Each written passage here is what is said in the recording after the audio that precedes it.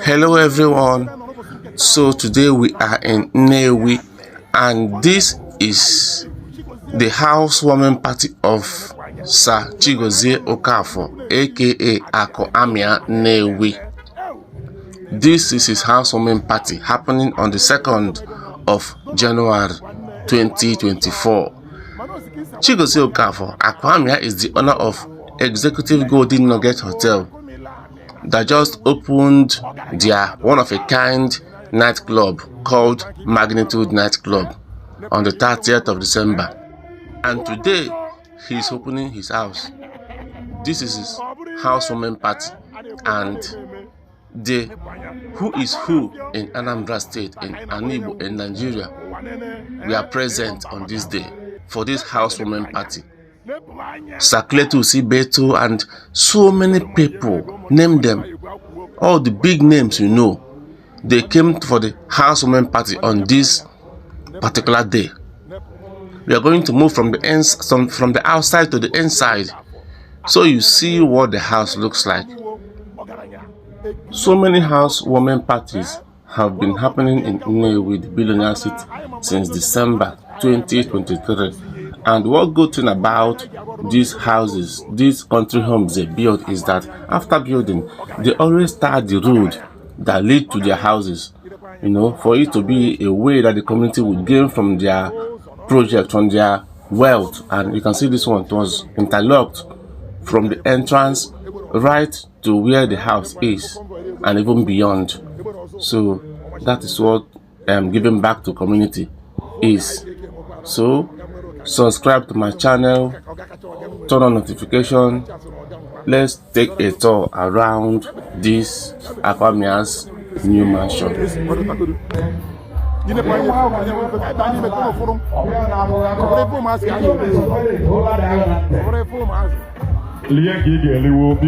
Tomorrow is another day. And when the beleba see how many hours they about no problem. I got something. If you want to hear, you'll say, "Upon Zara, go to Loma Mazica, the general of you." Because my Gomazia and serve all these ushers. If I don't want to give you a buy, you know Mazia, which I get there.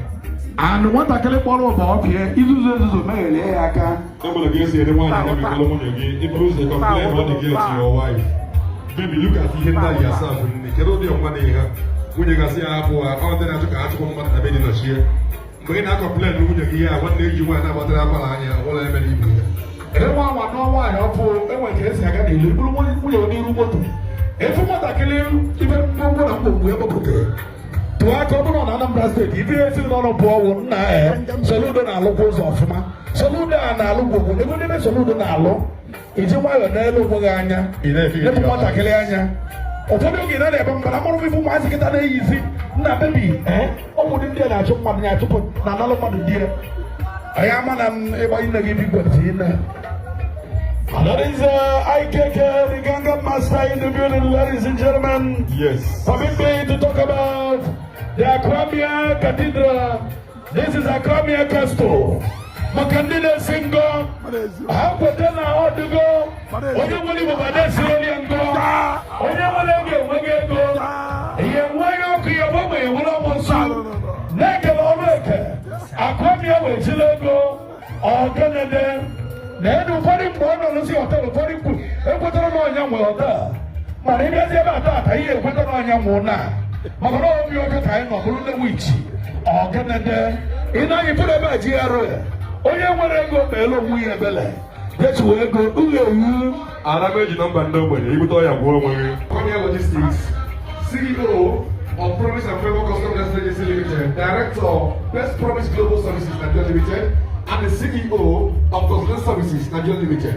Super High Chief Chigozie Okafo.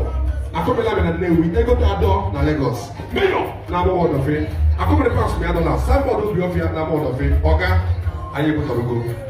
When you talk about the Magnitude Nightclub, will remain the #1 and the Chairmanship Executive Managing Director, Executive Golden Nugget Hotel and Suites. The Chairmanship Executive Managing Director, clearly #1, #1 in the #1, the specialist. 1,000 containers in a day, shipload in 1 week, and I'm Akụamia Nnewi akpọda abụ na ahịa kwatuwe ya.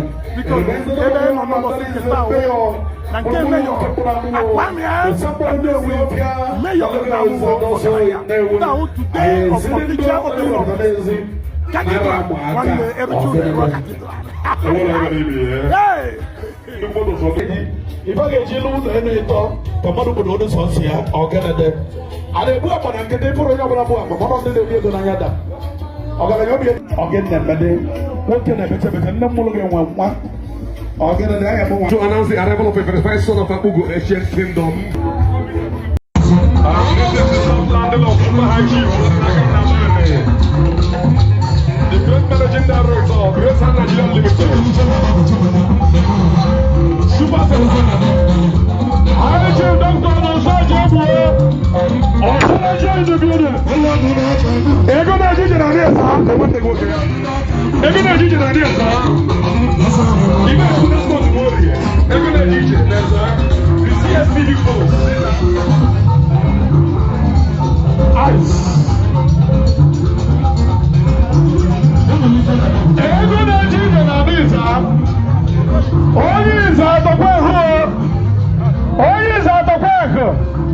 Kasina ga dozie na wo. Is how we feel. That is how we feel.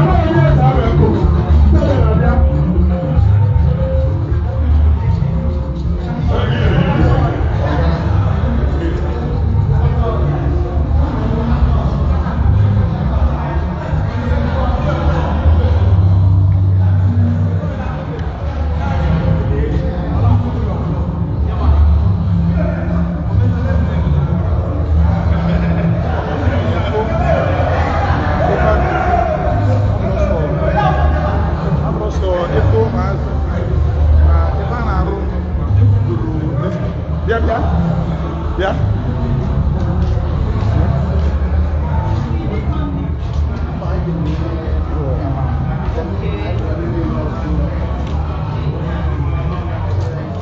Good evening, sir. Thank you. In what way we go do? I'm honorable Osi Onyagelo. Wow. Oli efi Chineke. Oli, I don't know if you have Oli. Oli efi. In what way we do no person can take a come na I'm very happy. I'm very happy. I'm so enlightened. Maka the same village can you get? I mean, the boy tries so much. He said, but I call him a boy. Yeah, of course. Boy. Of course, say boy. He's a boy. Thank you very much. I try so much. Oliefi Chinechendo. Ezigbo mmadụ sa. Ya highly welcome. God bless you. Thank you very much. God bless you.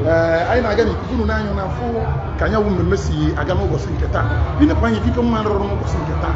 Ife na ọ bụrụ ife egwuregwu and na n'ọhọ ọsịa mana ife arụrụ nkawa eficha ụfọdụ na bọọlụ eme live and direct. Over here. I say, I go square on key messy, Doro. I go stay on outside. I go soon, I have say, oh, yeah, my key messy, Doro. But if I keep looking at me, mess with Doro. Macana, if I mail, if I prohibition.